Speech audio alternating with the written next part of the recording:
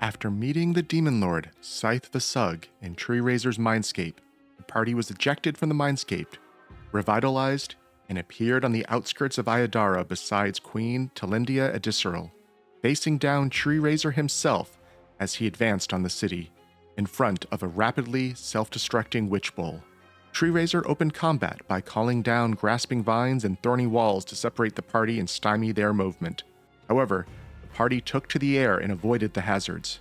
Dezi landed a powerful spell, calling in multiple resources, causing Tree Razor to hopelessly applaud the heroes as he fights. After his initial foolhardy charge, Tree Razor has now begun to retreat into the forest, and the heroes knows he can heal himself by killing trees. We resume at the top of round 3. The heroes still have multiple allies to call in and other resources they can use. Speaking of which, it's the top of the round, and I think consensus was Ustalav?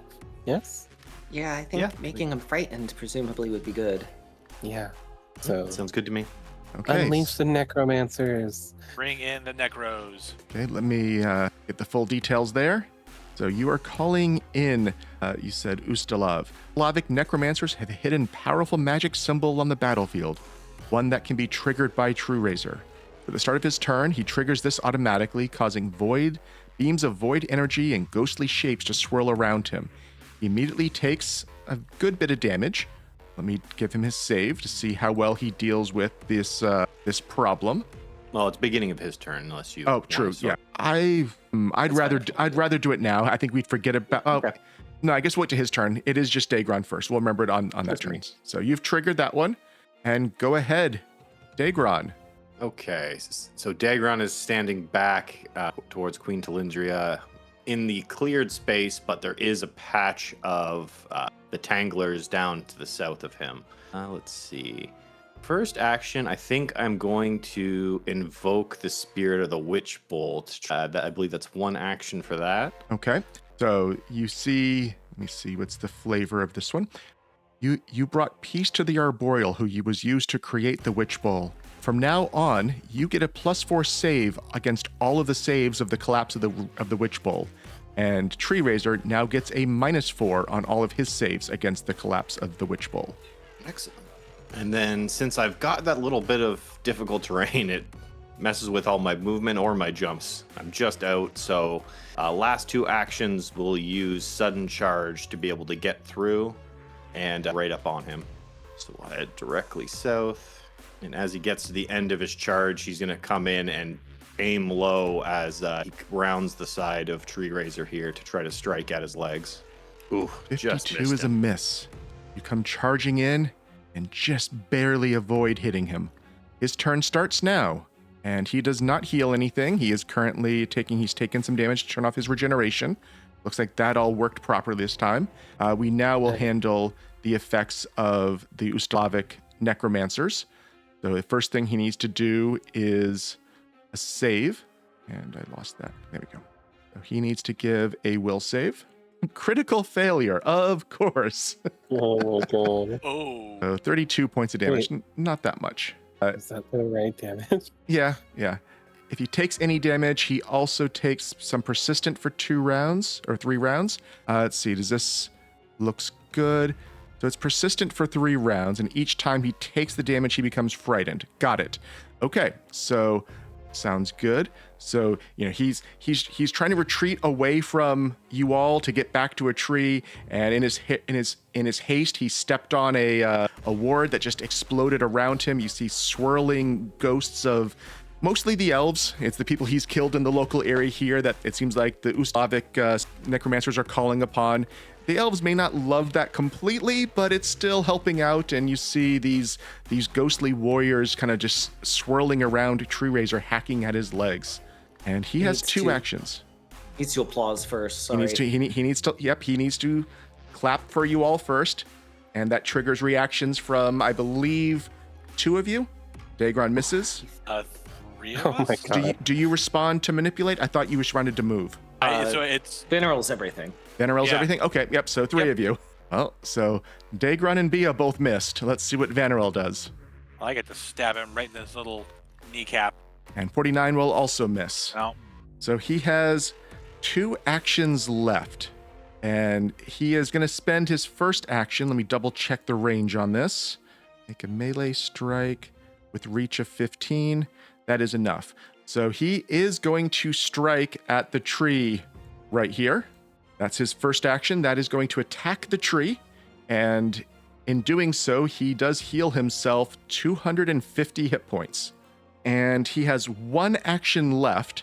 And now that he's feeling better about this, no, he's still going to try. Let's see. Who does he think's the biggest threat here? I think we're going to go for Vanarel with 1 strike. This is now a second map attack because he had to attack the tree first. So that's at least one vote in your favor. Maybe he should have done that in opposite order. He wasn't thinking. He is panicked. And he will hit you with a 44. He swings the axe around. He's swinging wildly. He's trying to hit the ghost. He's trying to hit you. He does not look like he is necessarily at his full strength at the moment, but he still cleaves into Vanarel, doing 56 points of damage. At the end of his turn, why did he not take his persistent damage? Okay, so he should be taking 1d6 persistent void. Let me roll that. And since he took some damage, he is going to now be frightened. And that was his turn. Can we mark that he felled a tree? Yes, we can. I actually have a macro for that. Give me 1 second. Boom. This is that one. Oh, I'll remove that for you. Oh, one tree has been removed from the map. Dezi, it is your turn. Dezi calls out, Daegron, Vanarel, maybe cut off his access to the rest. And, Dezi sees that maybe, he just saw everybody miss effectively twice against Tree, or Daegron missed, and I guess everybody then missed again. I think we could use some additional help. I'm going to call on Aethelin, call upon the Ancients. They're the one that had the ritual, I believe, that weakened Tree Raiser. Aethelin, if you got anything, you said you'd help us. Perhaps you could help us in this situation? Yes, so each of you now seem to have a ghostly image surrounding all 4 of you. Mostly those tied to your artifacts. You see Salicifix kind of surrounding Daegron, for instance. You see the original wearer of Slither's Maw's Bane surrounding Vanarel. So each of you has kind of a patron spirit now protecting you against Tree Raiser. Mechanically, I think I have to call this, maybe I have to drag this to you and not, I dragged it to him. I think I need to drag these to you. I think this is going to give you a... Resistance to all damage. Yeah, resistance to all damage. Yeah. Good. Don't bless Tree Raiser, Aethelin. That would be bad. Yeah, let me take that off of him now. There you go. Most of these you drag to him. This one, I guess, is a different one. Yeah. There you go. So you all have a ghostly protector surrounding you. Am I able to do 2 of these in a round or no? Sure. Okay. I will also call upon the Sovereign Stone, because that one feels appropriate, and hope that we get some of its powers for protection or and yes, so offensive. you reach out to the ancient teleportation kind of keystone of the elves that you have protected in one of these mindscapes. You see it kind of send some energy out that swirls around and constricts around Tree Raiser. It seems like it is sealing some of his magical power. Oh, okay. I will sustain my spell. Will not forget that. And I will take a single quicken shot with my crossbow. I think we also did forget Daegron. We need a save from you. Daegron, you know that is a fail. Yeah, we'll leave it at that. You are now a plant for purposes of Tree Raiser's abilities. Dezi, you have missed. Yep, 50 is a miss. Vanarel. And actually, Dezi, if you can give me that save right above, the Aura of Corruption. Tree Raiser, yep, thank you. You are fine. Vanarel, what do you wish to do? I wish to cut Tree Raiser down. I guess it's a simple kind of wish, but not done with you yet, Demon. Let us I'm just gonna pick this same leg I've been trying to hack off of him this entire time, and I'm gonna use a rapier and hammer twin takedown flurry, and not a single one of them is going to connect and get past his thick skin. No. All right, it's worked in the past, so we just go back to the slow and steady strikes. I will use a second sting on him here. Again, just drawing back the rapier and trying to get past some of these rigid scales. 5, that's going to miss a critical miss, so that is going to miss 100%. And then one last desperate overextension with the hammer. No. So that was no hits, none of the. Not a and second sting? The second It's sting not a was second. the second to last one, Okay. which is a critical miss, which has nothing then. Okay. So I am. Yeah. So I had to make a regular strike to satisfy that. That's what that was. Oh, okay. And then I am going to again pull back the rapier. If I can actually connect, I've seen what this can do, and this will be a second sting as my. Wait, I fourth think and that was final. all. Oh yes, okay. Yeah, flurry, sting, strike, and now I'm going to sting one last time, and hopefully I will actually connect with him. Man, he is impervious for me. The end of your turn, you do not need to give me another save. You are already a tree in Tree Razor's Already mind. a plant. Yep. The queen is up next. She is going to spend an action flying to be at least still visible to you all and able to see you to help. She was off the map briefly. With her 2 remaining actions, it does not look like any of you need any help with condition removal. She now can't do the falling stars on Tree Razor without hitting a lot of you, I believe. Yep. You can hit me. I'm fine. I don't think she thinks it's in that range yet. She will just try a 7th rank disintegrate against Tree Razor, but she misses. He dodges away. The beam just goes streaking off over closer to the Witch Bowl. That was her turn. And I guess she needs to give a save against being a tree. He's close enough. Yes. She is now a tree, or at least counts as a tree. Bea. I could betray us all. Okay, my first action, I'm actually going to use to recruit the recent dead, Arivash, because I have his book, the What Doors We Open. I call upon him using this connection I have to him. Arivash, we could use your help against Tree Razor. So you see Tree Razor kind of peels out from the summoned spirits of the Uslavic army, and with him are more of the spirits that they summoned, but they seem to regain some of their tactical training and their knowledge of who they are, rather than just being ghostly spirits. They form up into military ranks and begin to harry Tree Razor. This now has effectively reduced his AC and his strikes. Nice. I am then going to spell strike with Trim the Blight. I'm going to aim it south. If that okay. I'm pretty sure that misses, but That I'm misses. going to re-roll the hero point. Yep. Everyone got a bonus hero point from chat a little while ago. That is Oh, still a no. miss. That means, but your spell still goes off.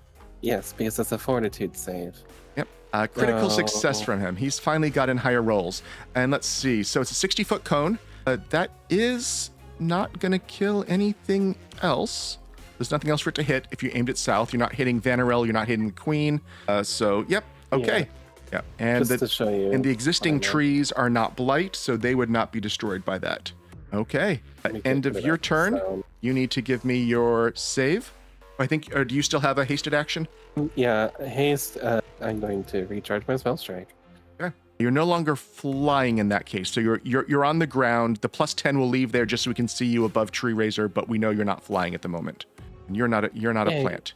Okay. I'm- At the end of the round, the Witch Bowl continues to shudder and throw off bits and pieces in all direction. And this is now round 3, so I believe it is Vanarel's turn to give me a d20. Why, certainly.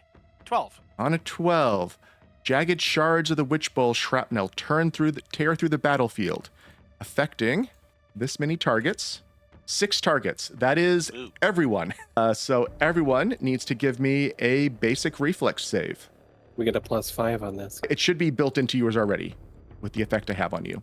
I don't see any extra bonus. Interesting. Okay, we'll have to. Let me just. So also- mine would be. Is it a +5? You said. +4, I Plus 4. believe. Yes. So I'm 39. So that pushes me The to critical, a success. critical. Tree Razor got a success, but I do see the -4 on him, so I just don't see the +4 on you all. That's interesting. Okay, so Tree Razors is correct. Queen is going to take half. Yours will It's a push that to a success. success, and that then becomes a critical for you. Yep. And Bea is the only one who's affected by it. It looks like. Yep, that's fine. Okay, and the queen for that matter. So you are taking, and Tree Razor is Half? also taking it. So the queen takes half, and Tree Razor takes half. As you see, again, spear-size branches and dead wood is just showering this area. You also see it, the some of the forces you have here, maybe the Ustalavic necromancers are having to take cover from this as well. It's not disrupting the battlefield effects, but you can just tell the Witch Bowl's influence is definitely being seen far and wide as time goes on here. Daegron, top of round 4. All right. So we have to pick for our first, or for our round action here if we want to use a battlefield resource.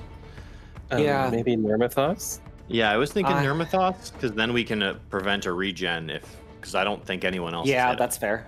if Okay. I Okay. somehow whiff this. So you call in all of the archers from Nirmathos, all the ranger types. They let loose a huge salvo of arrows that are all these are at least lightly holy themed, just enough to stop regeneration if they happen to land. And now that his saves are reduced, let's see how well he dodges. He gets a failure here, so he is taking full damage from this. You see arrows come streaking in from all directions, probably shot from around 200, 300 feet away. They don't want to be anywhere close to him with his aura of corruption and all those problems, but with longbows, they have that opportunity. And they did not hit all of you, luckily. He's taken some damage, and that has turned off his regeneration for the round. Daegron. All right. Seeing as we're struggling, he's going to swing around south around Tree Razor to get into a more flanking maneuver with Vanarel and Bea here. And as he kind of rounds the corner, he's going to attempt a slam down to give us even better chance here. Is that flanking, or do you need to be one west? Just because You need to be one west. Yeah. Food. Opposite sides, not just one corner, one side. There we go. And then we will attempt the attack first here. Not a great roll, but we hit. That's all we need. That hits now.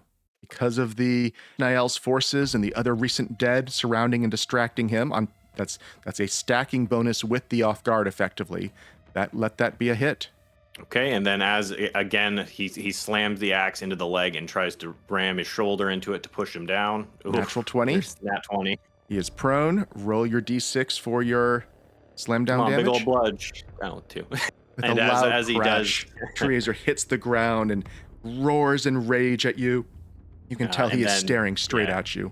He kind of jumps back to maybe dodge a claw and takes a wild strike with his last hasted action here.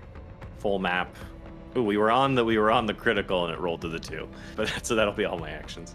It is Tree Razor's turn. He does not heal. Let me take that off. There we go. Okay.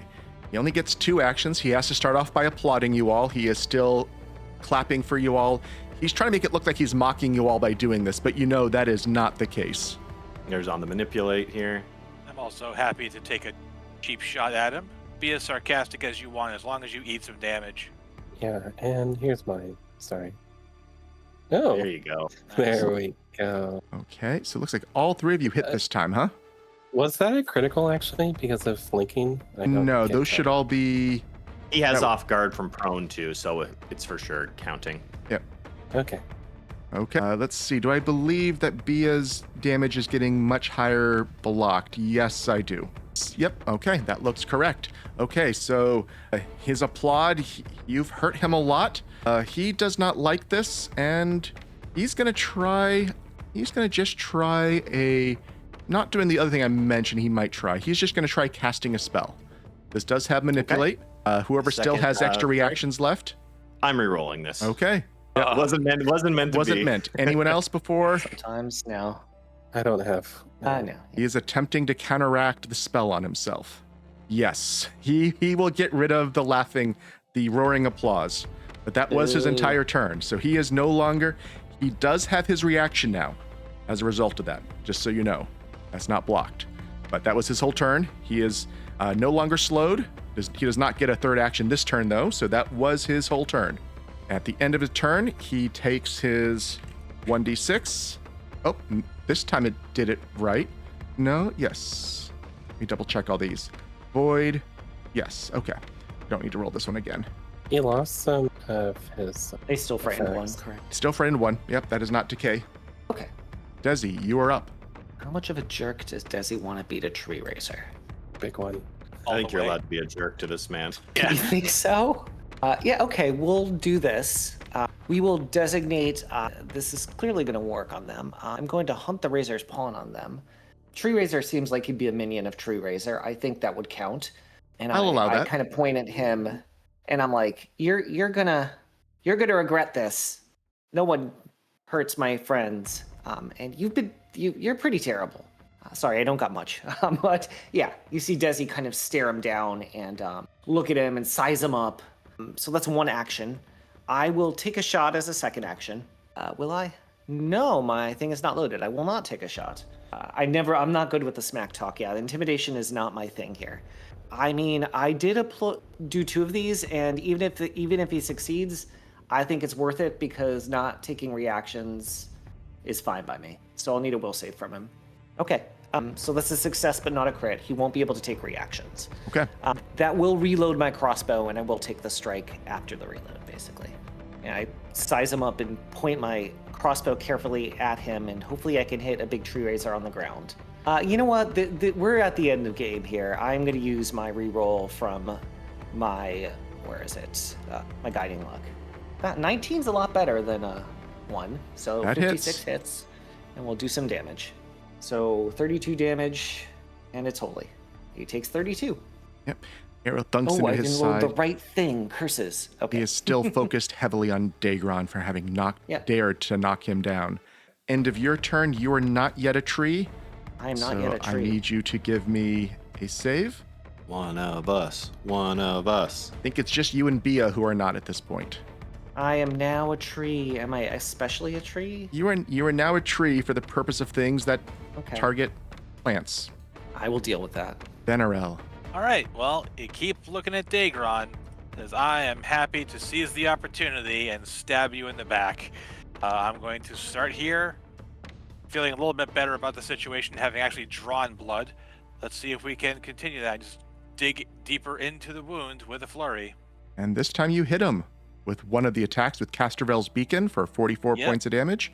He takes a little bit less. Okay. Feeling a little bit better about that, and just kind of letting the muscle memory take over, and coming in with the second strike with a second sting, or second action rather, for a second sting with the saber sting, I suppose, is Callistrial's. That will miss, but it will do the damage from the cold iron hammer, right? Which is how many? 14 points. 14 from the hammer, and then with my third action, this is going to be another second sting. Now the hasted fourth action will be a regular strike to satisfy that. Just coming in, hammer, and oh, that actually connects with them. That hits. Okay, and then falling right back in with the rapier. This is after dealing 42 to him there. One last time, just wrenching the blade free and sticking it right back in. This is just a regular strike with the rapier. That will miss. Yeah. I'm gonna skip past the queen. Bea. All right, I'm going to use Sure Strike to try to help me with this. So she imbues her weapon with a light to try to help it hit Tree Razor, and she's going to go for a Spell Strike, Trim the Blight, but it's the second cast of it. And aiming it to not hit Daegron now as well. Oh, okay. That is a crit. Oh my. Which means he takes a rank down from his thing, right? That's only on special things. It's not a general rule. Oh, okay. Then it's all right. I'm just glad to have hit him with a critical. I think that's a special rule on Disintegrate only. Probably, yes. With the 2-tier rolls. He gets a regular success, so he's taking half damage. Yep. Actually, let me check. There might still be creatures in the area that carry some feature of the blight. No, I guess that is just the damage here. Okay, got it. So nothing extra. He just takes all of this. He takes half of this. Okay. And let's see. That was 3 actions from you. You have 1 action left. Must be stride, strike, or recharge. Yep. Okay. End of the round. This time it's Bea's turn to give me a d20 as the witch bowl continues to shudder and explode. Okay. Here's a d20 for you. 5. The ground shakes. All creatures standing on the ground are knocked prone unless you make this save. He is already prone. He does not need to roll. Daegron would not be prone because you have the +4 on this. That's not showing up. You don't need to re-roll that. Why? Bea is prone. I'm sorry. Bea's used to always flying, so that's the problem here. Do we have anybody that aren't going to sacrifice themselves for the team by running in? Because I think those Mir and Zealots are still available, right? but Mhm. I think they'd all die, which I doesn't mean- seem the nicest. I think we're okay not using anybody. What do you all feel? We are. Okay. Go ahead, Daegron, I then. think we can wait. Yeah. Okay, let's see here. Do we have... I think we've done everything, right? Yes, we have. All of our invocable bonus has been used. Wanted to make sure that was the case. Okay, so Yeah, as he everyone kind of- is here. Yeah, as he's standing over with flanking with Vanarel here, he is just going to lay into Tree Razor, trying to make the most of this moment where they have him on the ground in between them at their mercy. He doesn't think they're going to get another one like this. You will hit him. I'm waiting for that die to finish rolling on my screen because it has not popped up its damage. I know Stream has seen it. Me. Yeah. He is still Well, alive, Stream though. Okay, second attack at map. This is just a wild flurry of strikes. That misses. Misses on that, and in desperation with the last two. One with his hasted, just hoping he can bury the axe deep, but only the first actually catches into his hide. Yep. Okay, what is he going to do? It's now his turn. That does not happen. Let me undo that. Okay, so He takes the archer damage, right? No, that's at the end He of already turn. Oh, okay. the spirits are at the end of turn. The archer was just the once. What is he going to do? You know what he wants to do? Probably Yeah, I a dare horrible you to idea. stand up. I dare you to stand up, monster. He has 3 actions. He does. He's going to try to attack Bea with the first one. And is he going to use jaws? Or is he going to bite Bea, try to just swallow the tiny bee? No, he's going to strike you with the black axe. Oh. And with a 59, he will crit you. This is the end of the Bea. It's your first hit, right? It's fine. 94 points of damage. And Woof. you are stunned 2. No save.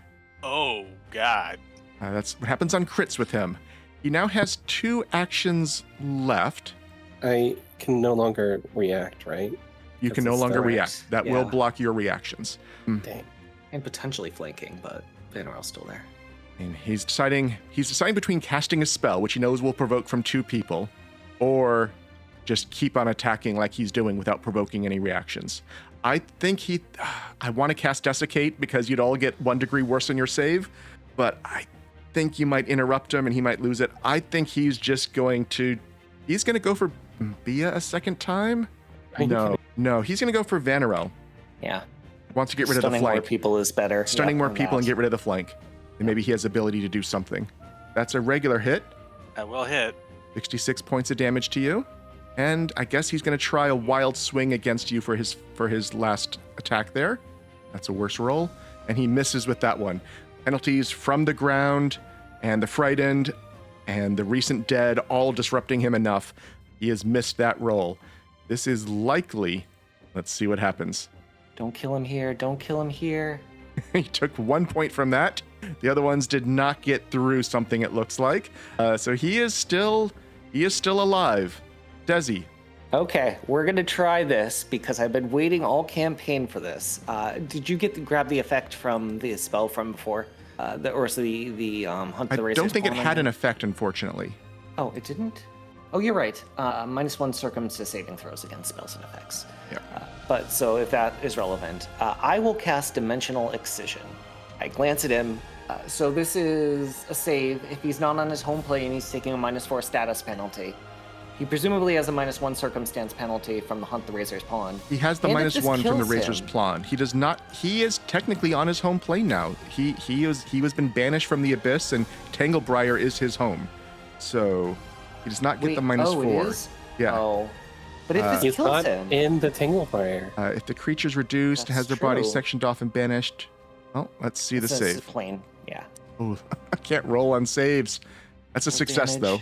Yep. I want to see it. That's probably not enough. That's not very good. 65, half of that. He has 9. Yay! So the failure reduced to 0 has their body sectioned and banished across multiple planes and dimensions. So you have completely destroyed and banished Tree Razor across multiple planes. There's probably at least some small bit that went back to Scythe the Sung for him to gloat over his defeated You child. can have a few. It seems fine. We are ending the encounter. And I'm going to hide Holy him. crap. I know. I Wow. wasn't figuring I'd get to kill steal with that, but That's it really not a was kill amazing. steal. Yeah, as I said, I wanted him to stand up and cast, or I wanted him to cast Desiccate, but at 9 HP, even a hit that does not disrupt would kill.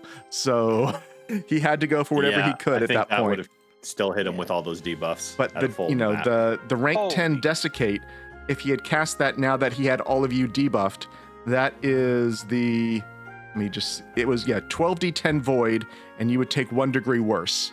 So that could have been meaningful. DC Yeah, 45 that would've been save. harsh. But you have defeated Tree Raiser. Let's see. As the death blow is dealt to the nascent demon lord, he shrieks in rage, frustration, pain, and humiliation. Gee, that sound effect's too loud. Let me turn that down. The cheering. The whole city. It is the whole His city. mouth remained on this plane. It's fine. I mean, it would probably be the whole city too. yeah. His, Go ahead. okay, his weapon, the black axe, I guess before the rest of his body got banished to other planes, falls from his hand and lodges in the ground.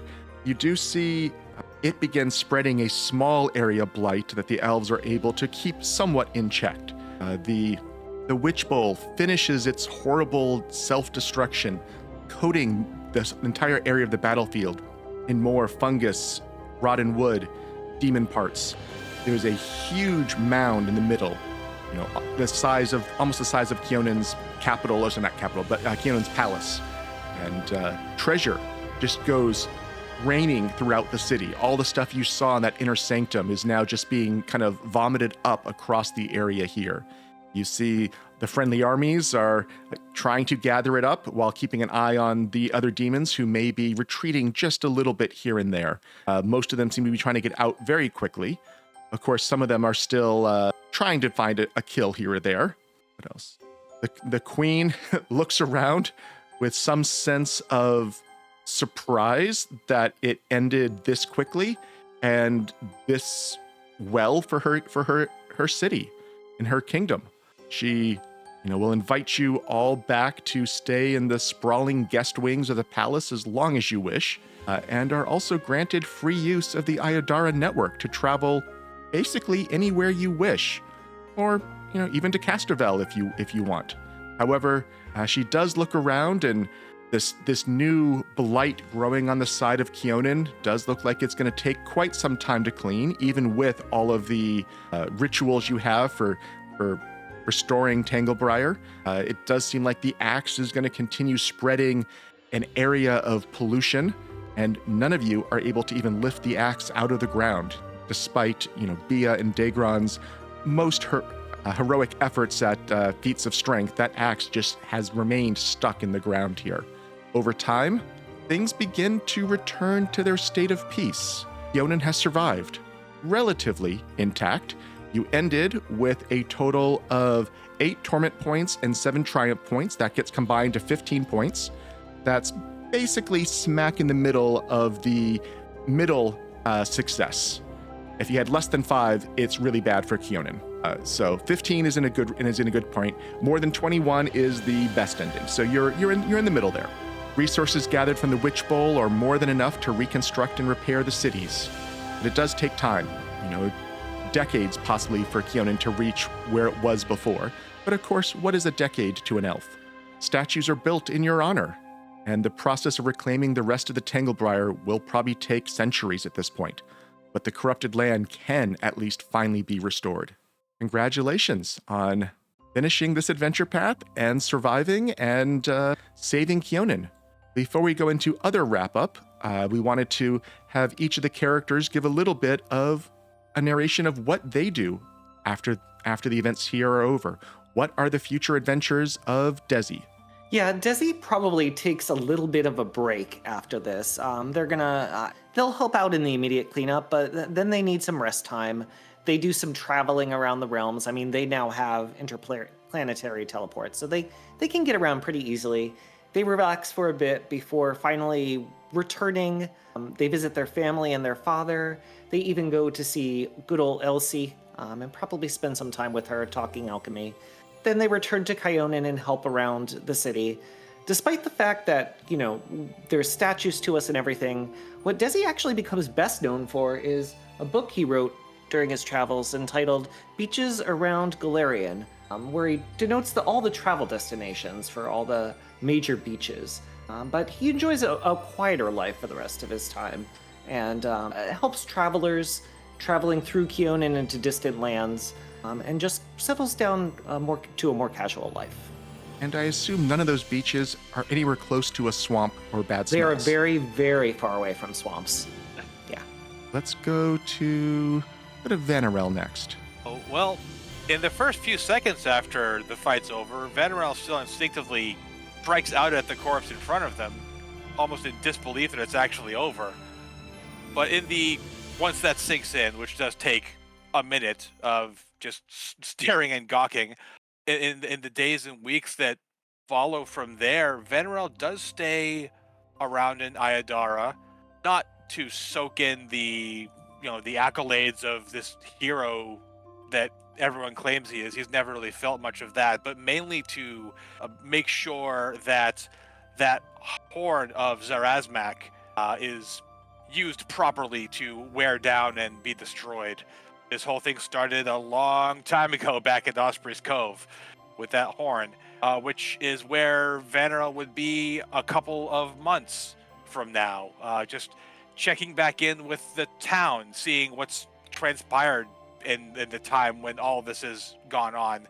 I don't think that either Vanarel or myself really can comprehend how much time has passed between just trying to repair a boat after a storm, but just to catch up on everything that has been missed in the months and even years after that. I think Vanarel does finally find a place to settle down again, sort of traveling back and forth between Osprey's Cove, which he did always think of as his home, and Greengold on the coast of Lake Encarthen, and moving back and forth between then and making sure to always, whether it's using the Ayadara network or just through travel, to keep in touch with Dezi and Daegron and Bea and Libiel. That's always going to be a priority. So he may not ever settle down in one place permanently, because that is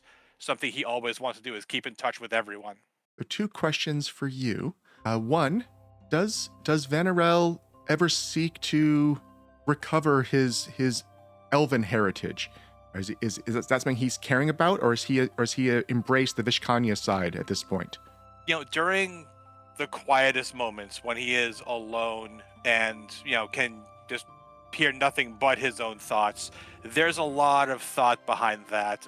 He is still an elf in his heart and in his soul, but with everything that happened and all of the impact that he had in this new form, even the struggle to overcome everything and to become comfortable again in this new body, in his own body, I think we're going to stay here. The other question I had, what is Vanarel's opinion on the use of the plow in the areas that are still corrupted?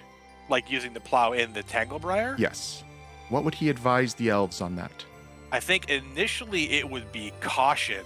Just it on the surface, it feels like we're mixing demon auras together, even if the whole idea is for both of them to eventually fade.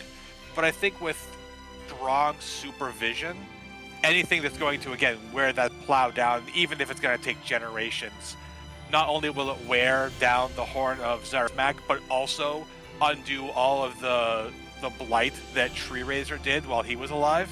That feels like a very carefully supervised win-win to me. Okay. Let's go to Daegron next.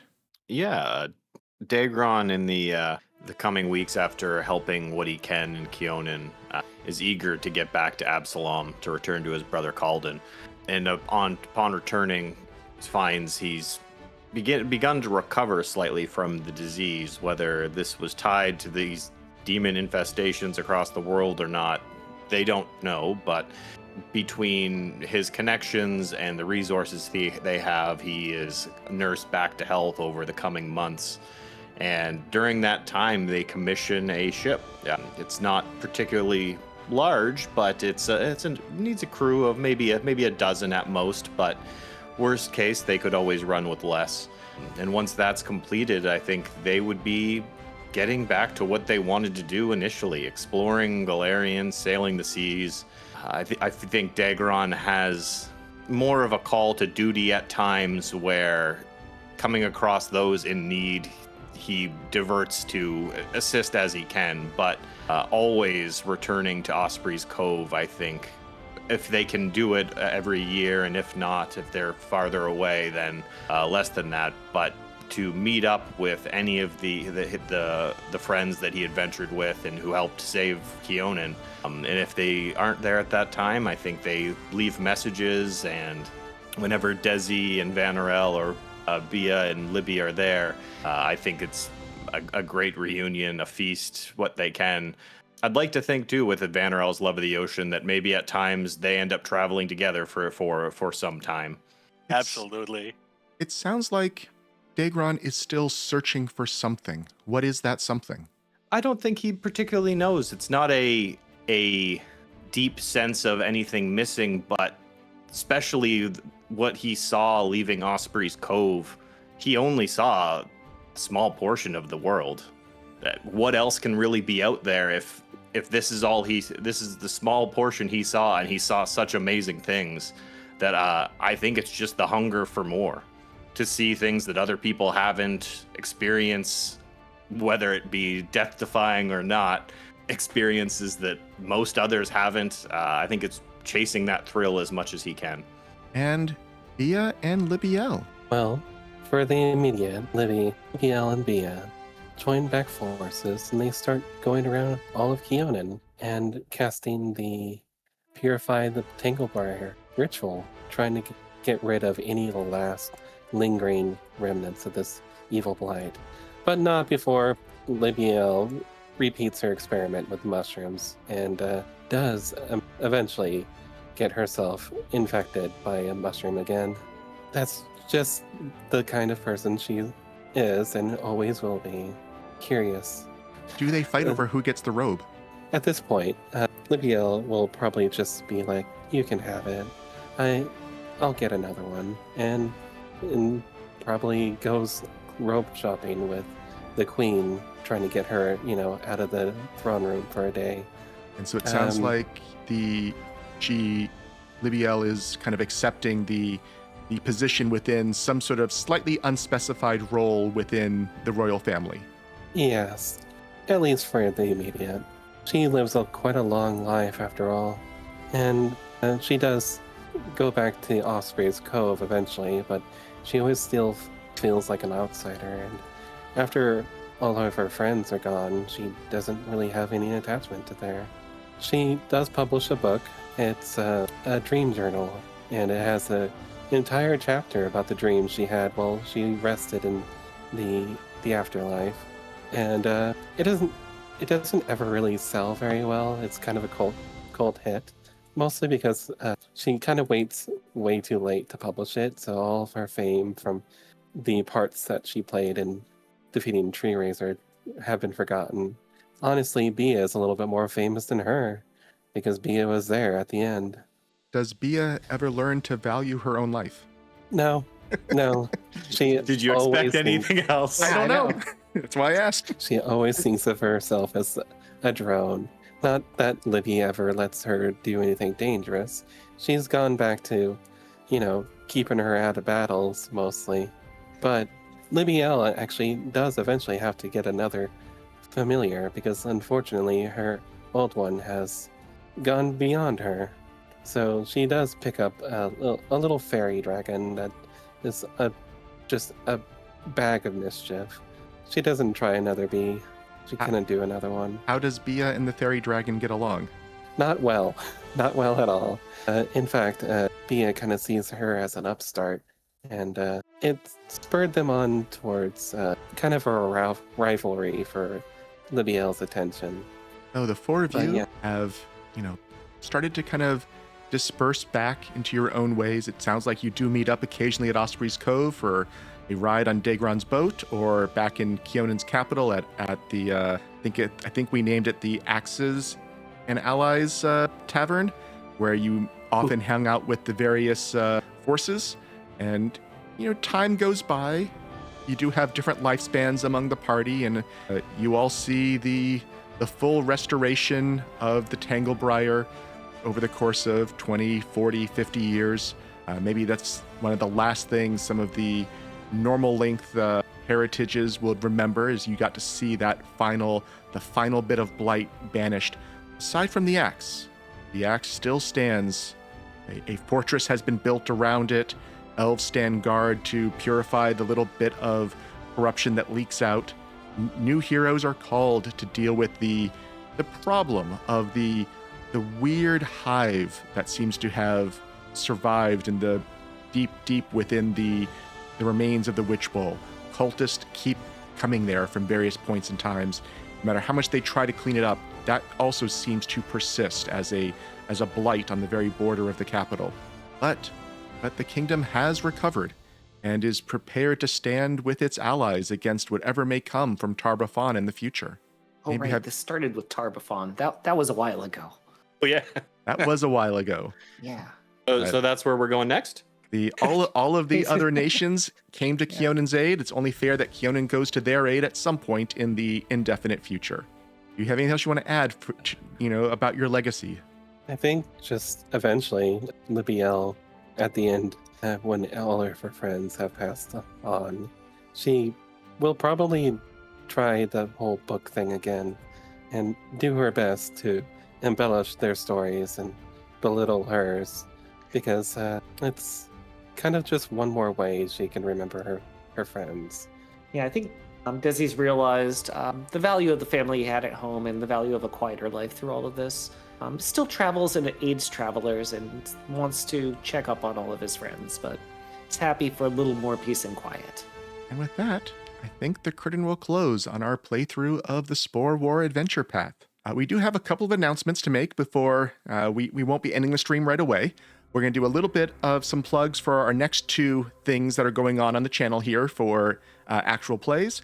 And then we'll stick around and just chat a little bit about our impressions of the adventure path and all that kind of stuff afterward. So let me do some quick little promos. First, if you're not aware, we do have a Friday night group that's on episode 4 right now. That's actually in the pinned comment. This is what we're calling Graveland Legacies. This one is the Graveland Survivors mission from Claws of the Tyrant into Troubles in Grace, and then into the forthcoming Bastion of Blasphemies that will be released later in July. So this is right now it's a very survival-oriented game where the 4 heroes are trying to escort a band of 13 other commoners who have been trapped underground for 6 years and are trying to reach safety. The Bea, or Libiel, Rue, is the one player in common between the two groups here. Everyone else is another player. So if you want to check out our Friday night game, please feel free. It's here on the channel as well, 8 p.m. Eastern, and it's also on the YouTubes as well. And then this cast will be continuing into a new adventure path with new characters. Sorry, not a new adventure path, a new homebrew adventure. This one is not based on any published work. It's something I'm coming up with on my own. I'm hoping I can do it justice. It's called Surviving the Sky. The setting is a post-natural disaster, kind of unknown origin, evil hordes invading the world. The capital of their nation used some rituals or prayers or magic or who knows what, no one knows the cause, to cause their city to lift up into the air. The city is fairly large, it's good population, but not a lot of resources, and they are starting to dwindle. And they have made their very first airship and will begin exploring other nearby islands as time goes on. And that will start next week at this usual time on Tuesdays. So those are the 2 new campaigns. One started about a month ago, one is starting next week. And with that, let me remove these from here again, and we'll come back to, I guess I'll change whatever screen we have here, and let's just hear some of the players' thoughts on the campaign. Just a normal session debrief now. Well, I want to just say this is the first time I've ever been to the end of a campaign, ever. Like, a constructed one, that is. I've done mostly custom campaigns in my time on tabletop, And this is the first time I've ever got to 20, of course. I think that's a common thing with tabletop is that most people never really get to 20. What about the rest of you? This is the second time I've been to 20. I was to 19 once and then we all died, but I thought it was a good campaign overall. There were portions that felt a little dungeon crawly sloggy in the middle, but I thought it started and finished very well. Anything you'd want to tell a new GM, a GM who's about to embark on playing this, on what you want to make sure they keep in mind, or what you want to tell players to keep in mind when making characters for it? Yeah, I think there's something to think on that for DMs is, and it kind of ties into some thoughts I had on the campaign anyway, but that you make sure you kind of emphasize those fights that aren't just the demons. Make sure, even if they're optional, maybe you kind of steer the party towards them a bit more just to get some more variety in the mix, because I think a lot of the encounter design was really good. There is a lot of demons and a lot of fungus. And a lot of them fall into one of those two. So the times where you got something else those were really great. Yeah, we've talked about this a little bit too, but yeah, I felt kind of bad playing the one with all the holy damage all the time because, I mean, I assumed it would be somewhat appropriate. I didn't expect it to be in nearly every fight, the holy damage doing extra. And the swamp settings, we could have used a change of pace there. I mean, Dezi played it up in character, but also, there was a lot of similarity in the settings, I think. Yeah, there's a lot of stinky smells everywhere. It's like, wow, you would think these characters would eventually just get injured in their completely ability to smell, and just, yeah. That, and players, please realize that you can rest between fights. Yeah. We didn't. We did push a lot. Do as we say, not as we do, right? Yeah, we absolutely did not rest between fights as much as we should have. I will comment on that before we press on. Just that I know the meta in Pathfinder 2, on all the forums is, everyone's always going to heal to full between every fight. I am so happy that the four of you did not do that. The four of you, would choose to press on at, someone's at a third health, or has 1/3 health down, everyone else is in good shape, good enough to keep going. Maybe you have some negative conditions, you keep going. I understand that. First, I love that you did that. I love some of my best memories are like the chase up the tower, where you pulled 5 encounters in a row, and they were always overlapping, so you never had like the full weight of them. So it kept it working, but it kept the pressure on, and it may have been one of the most challenging moments in the campaign, in my opinion, for you all. And I thought it worked really, really well from a story perspective. Yes. I do think a lot of it was self-inflicted over we don't know how fast the demons are moving, therefore we have to go fast too. So there were lots more times you could have rested, including in the dreamscape. You could have rested between all those things there, all kinds of places. But I felt that you created enough of your own challenge with that at least as a GM, I appreciated it. And partially that helped me not be as concerned about the fact that you were always holy cold iron, that you always had the right tools. You still made things hard on yourselves in ways that kept the story interesting, I felt. Yes, but players at home, I don't think they want an interesting story as much as one that they can survive.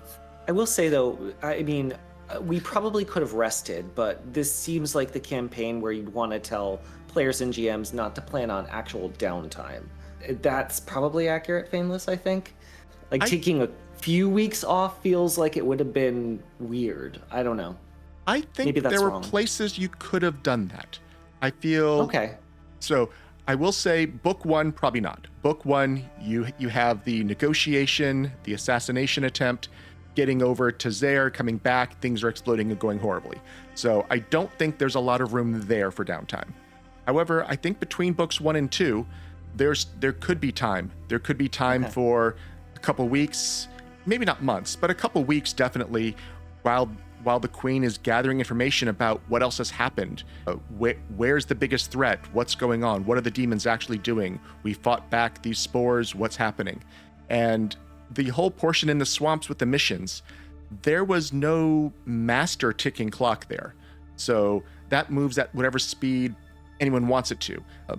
Adding more time between missions. Weird, but yeah. I mean, it does feel important, but there's still, we have to remember, even with magic, this is still a different world than the one we live in. We don't have satellite systems to reconnaissance everything. We don't have perfect communication. A lot of this, even with sending and dream message and all those, there's still probably a lot of messengers going across the country. So intelligence gathering might still take 2 or 3 days, even 2 or 3 weeks sometimes. So figuring out where your next objective is, if you wanted to slow things down, I think we really could. Yeah. There are a couple places. As written, all of book 3, I think, is jammed a little too tight together. As written, coming back from rescuing Aethelin is right into the army attack and having to infiltrate the Witch Bowl. And right when you break out of the Mindscape, it's right into this fight. So there is no downtime here. I know I gave you 2 weeks, and it did make some things a little weird on my end. I know you had some retraining you wanted to do and all those things, and I felt we needed something. So I think book 3, if the GM can look for ways to at least pad out the rescue of Aethelin return into when the Witch Bowl shows up, maybe add in something else there. I would recommend a GM look at that. Yeah, maybe something happening in Keonan, like in the capital itself, Idara. Something small that we can take care of, but it's like immediately affects us. Would have been kind of fun. Just as a change of pace. Vanarel, we haven't heard much from you. What do you want to add about advice to players or GMs or random thoughts in general about the adventure? Well, the topics were kind of rolling forward, so I didn't want to interrupt or anything. But the one thought I still have, and it's going to sound like a joke, but it's really not. If you're planning on running this or playing this for any kind of audience, get yourself a thesaurus and find every other possible word for swamp, spore, fungus, mushroom. Oh man, like almost tying into what Dezi had said originally, just like it's so much of the same setting over and over and over, which I mean I didn't view it so much as it's not a negative sort of thing, I don't think, but yeah, you're in for one very specific setting. So if you are planning on running this, expect your players to have some kind of plant expertise kind of all around. Whether that's just like, I mean, that's why I specifically chose, in this case, being a ranger. I knew we were going into Spore War on the tail end of this, so I was like, all right, ranger in the forest. I didn't realize the forest was going to have that much swamp water, but...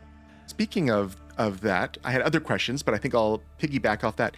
How well do you think the trio of adventures we used for this, the Rusthenge, the PFS arc, and the Spore War, how well do you think that helped or hurt the Spore War experience? How well do you think it grounded your characters so they weren't purely built just for Spore War? Things that kind of, anything on those kind of topics?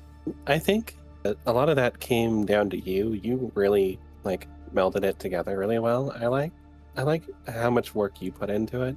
As far as how well it diversified Libby, it kind of didn't really change her much in my eyes, because she was always going to be kind of just a really powerful witch. And honestly, I saw Libby getting so powerful that I was like, okay, I think because I have this opportunity since she did die, I'm gonna try something different, something that maybe is a little worse. I'm sorry to call your Magus worse, but she was just doing so well, and I didn't want to completely body the rest of the campaign. I'll be honest, I think I would have had an easier time as Libby with everything else, but with Bea's restriction where she has to be on top of something and everything else that's going against her actually made it funner for me. So sorry, go ahead. Just Libby would have been really powerful regardless, I guess. Would have given Dezi less heart attacks. I know, right? Bea's Be let me sacrifice my... Yeah, fair enough. I think I was getting different types of panic attacks on Dezi from the two. I really love Rusthenge and the backgrounds we established. I thought they were really good. I think it was more on us. I wish we had kept up with those a bit more during the campaign, and that's more on a player side, because there's a lot of at least for me, there were a lot of mental balls to juggle between what was going on currently and maintaining that. And at some point it fell away enough where bringing it back didn't make sense. There was also the case that we we're rushing basically all our encounters together into this one infinite fight. That certainly didn't help. But it was fun. Yeah. It was. I think I have two other questions then. Let's start with, so I think one of the trickiest bits as the GM is to decide how to deal with the war interludes. I am not happy with how I necessarily ran them all. I think I did a average job. I would have liked to have done better than average. From your perspective, so these are all the times when you're given the choice to spend a point or not. Do you think kind of the bare bones version that we often did, which is kind of how they're written in the book, did you think that helped add things to the campaign? Do you think it was not useful? I always tried to keep those in mind myself because these decisions were meant to like change how we thought about things, how the war is going. And I did try to react to them with my character, but they were always kind of like, and it's done by spending that point. Also, on the point system, to me, it doesn't make much sense that like we have to keep points for the end when each point like thing is like save a buttload of people. So we could save nobody, but at the end get the best ending. I found them underwhelming. I think it might have been more interesting is, for example, we chose to spend the point and then there were some associated skill checks with stories around them that might dictate, how well that point was spent, whether we had success. Maybe if we did well enough, maybe we don't spend the point there or something along those lines. Just to get more out of it, I didn't feel like there was a lot there, but. Yeah, if instead what happened if we spent a point was that like Tree Raiser got a little stronger, because like I don't know, we diverted our attention away from like taking care of his main army or something. That probably would have worked better than saying that saving up a lot of people isn't the good ending. Daegron and Vanarel, do you have thoughts on this topic? Yeah, go for it, Vanarel. All right, yeah. I mean, I didn't have much of a problem, I guess, with the points thing, because of, and I think that this is a compliment to you, Faenliss. Really, there were times when I didn't realize that was the decision we were making because it was woven into the story, so well. I mean, there was one point where I think it was the first time we met the what was her name, the Spore Queen, the like half succubus, half demon thing. And that was like we saw that at a distance, and it was, at least I personally viewed that as like we were just four people in the middle of an endless swamp. What are we supposed to do about that? It's too far away for us to do anything about it, and it's a huge army. And in that very moment, I think we just warned each other about it and laid low, and that wound up sort of being the decision, which I think is very, very organic. Which I kind of... Yeah, I think that was the only one you didn't spend a point on effectively. And that was the one I tried making it more narrative. I tried making that one feel more ingrained. I know I felt I'm glad to hear that worked for you, because I felt I was really struggling there, because it felt like the more I tried, the more the four of you wanted to engage with it as a regular challenge. And ultimately it comes down to a point or no point, or intervene or don't intervene style thing. So that was the place where I was really trying something different. I felt it didn't work. It sounds like it did work, which is nice to hear. I almost feel like oh, sorry, Daryl, go ahead. No, finish it and I'll go right after you. I was just gonna say that, like, what I enjoy in these longer campaigns like this, because as I think you all know, and I guess Chad can know now, my background is very much so in Pathfinder Society, which is like the organized play part of the game, which is very, I mean, yes, it's a game, but it's very gamified. There's a lot of things where it's like roll equals good, and that's kind of the end of it, and that's how a lot of it's treated. So I like it when the mechanics can be buried in the story like that. I also thought that I didn't have a problem with that one too much. I think that was one where we didn't spend it, but it was a case of, I don't think necessarily you always got to be the proper mechanical choice when that's happening. It makes sense for the characters to lay low. Not everything always has to be the perfect outcome for what the narrative is going to be by the book. That's why I'm not particularly worried about not having, say, the perfect ending for your points and spending them, because to me it seems realistic to the story It probably wouldn't be a perfect victory anyway. Yeah, this was our ending for sure. Yeah. Yeah. So one thing I thought of doing that I didn't do, that if I ever ran it again, I think I would like to try, was basically build each of the war interludes into almost a one-shot length thing, but have a stable of probably about 12 to 14 pre-gens that you get to use in those. You know, they're the different Oh, I love Yeah, this. that'd be super fun. different That'd be elven cool. rangers, maybe one diplomat from each of the factions you managed to recruit, all those kind of things, and make them all slightly on the harder side, where some of those NPCs are probably expected to die even if some survive, and you're kind of managing your pool of your NPCs over the course of many of them. We might still have the triumph points that you can use to, you know, negate a failure, but the people might still be dead, or something along those lines. It's kind of the way I was thinking of if I wanted to. And some of those could be combat missions, some could be infiltration, some might just be narrative things as well, whatever it takes, and, you know, some variety in there. But I think each of those has to almost be given that kind of weight for it to feel meaningful.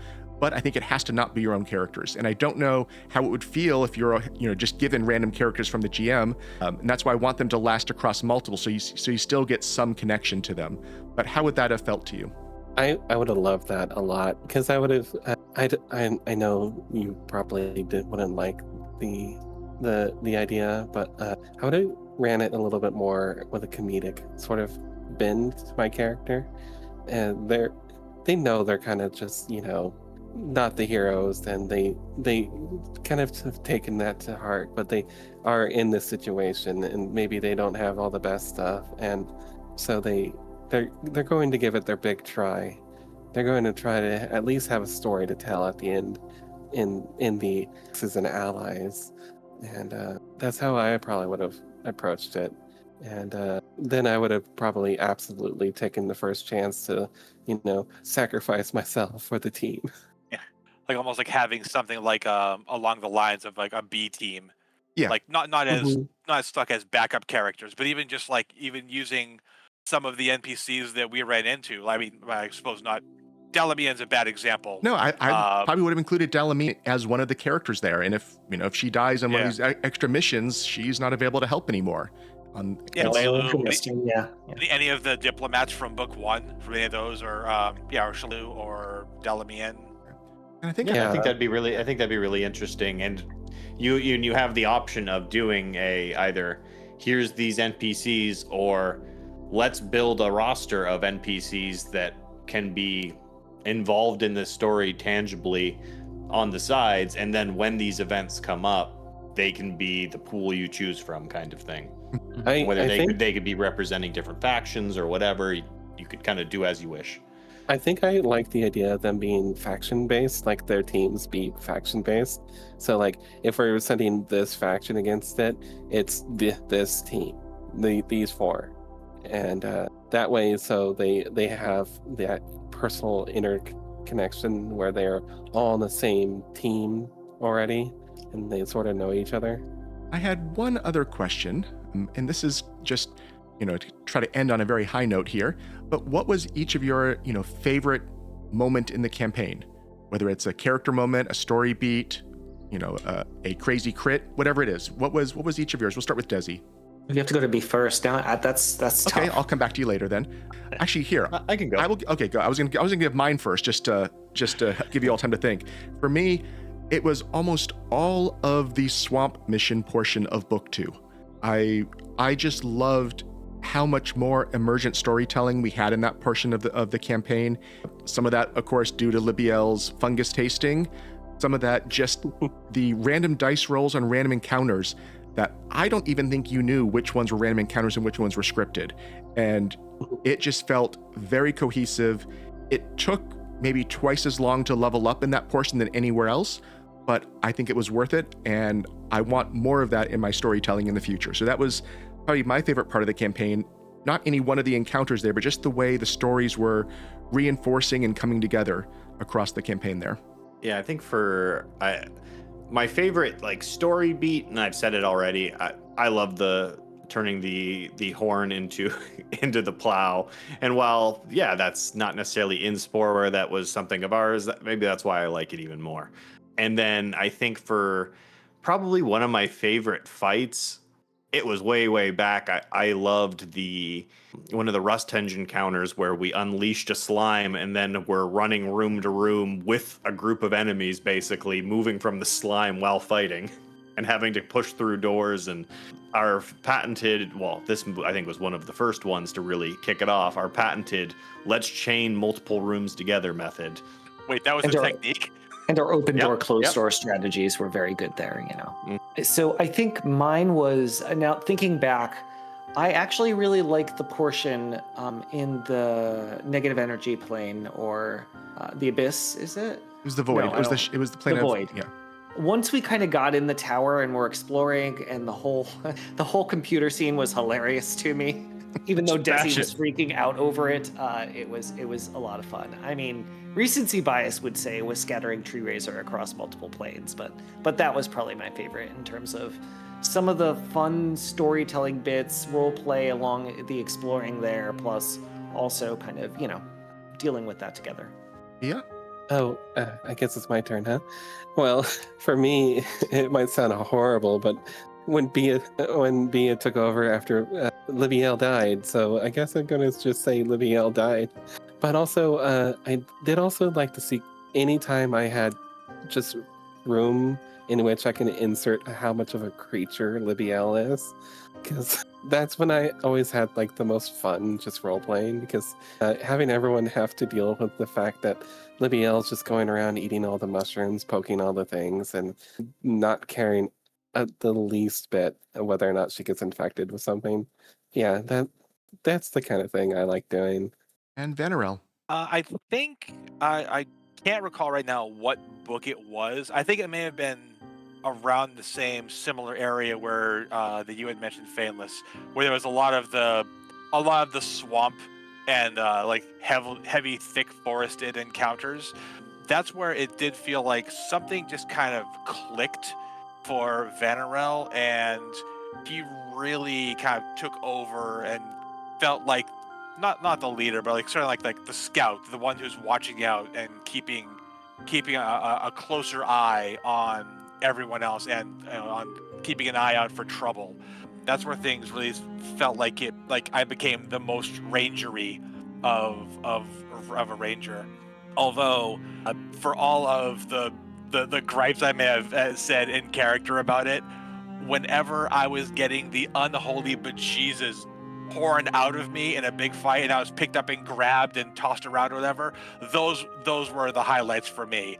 Getting impaled on the horn of a giant dragon and being just taken off into the sky was probably the greatest moments. Yeah, the second encounter of the adventure, you're already impaled on a dragon horn.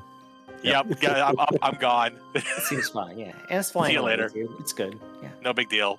So those are the questions I had to lead the discussion. Do you have any questions for me or your fellow players? What the heck were you people thinking?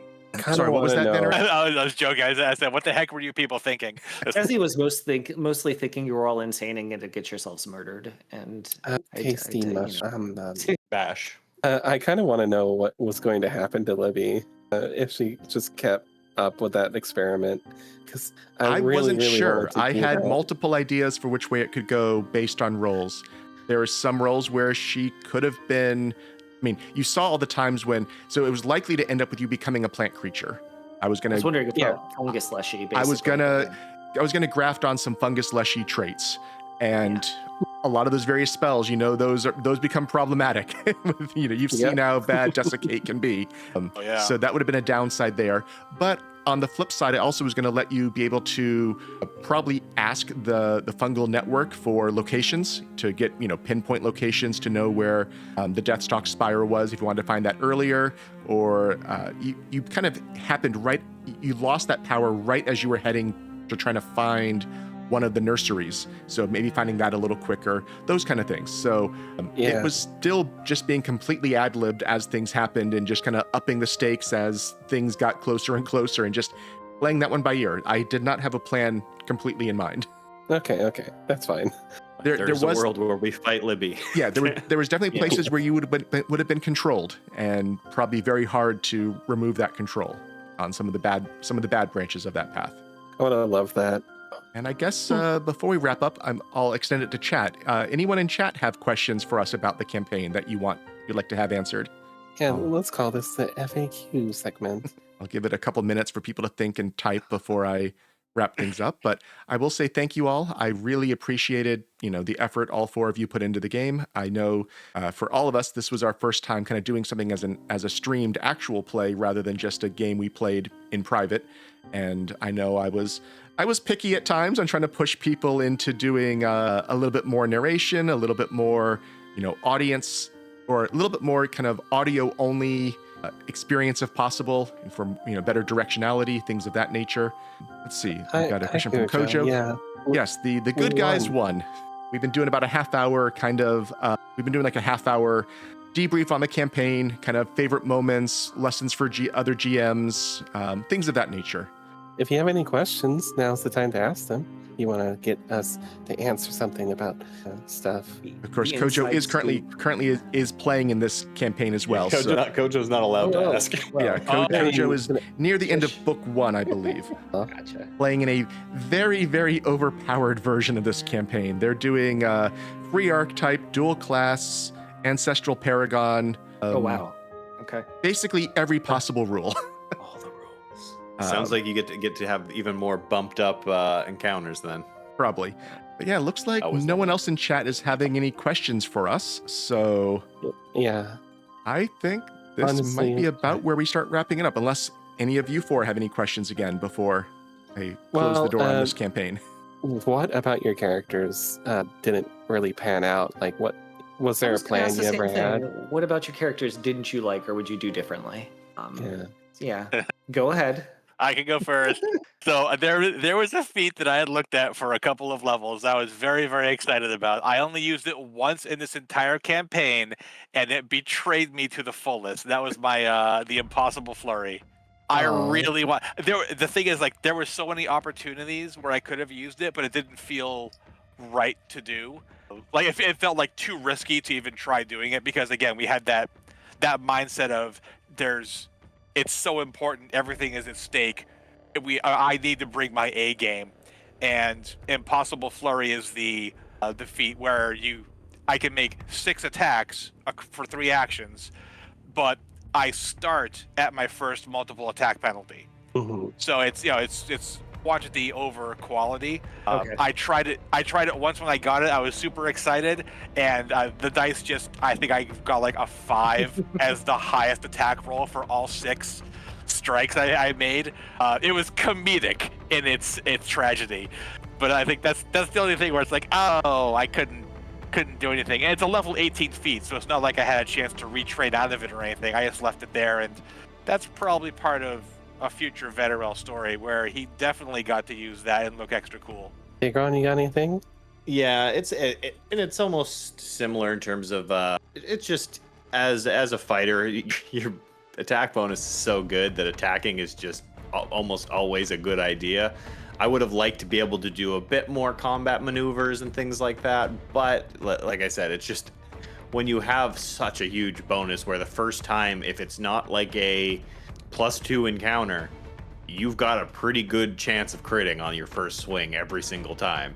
So it's hard to deny that. And since your combat maneuvers are going to add to your multiple attack penalty, you can't necessarily set it up as much because you're going to lose quite a bit. But I think that's maybe mitigated when there's bigger parties and harder challenges. But when you're a little tighter with just the plain 4, there's not as much wiggle room to do other things. Yeah. I think for me, there were 2. Oh, sorry. Go ahead. I was going to go next because I did. But go ahead. I was going to say, I think there were 2 things. One was there were a certain number of fights where, especially early on, things had high DR and were heavily resistant to physical. And the fact that I made the character that does the holy damage as well as the healer became a choice I really didn't want to make most of the time, damaging the enemy or healing somebody who's a little bit low.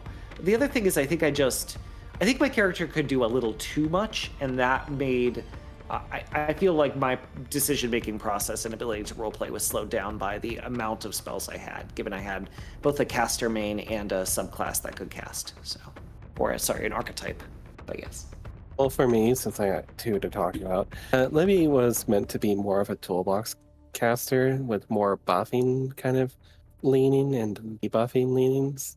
But I was just way too entranced and seduced by the lure of big damage. So that's kind of where she ended up instead.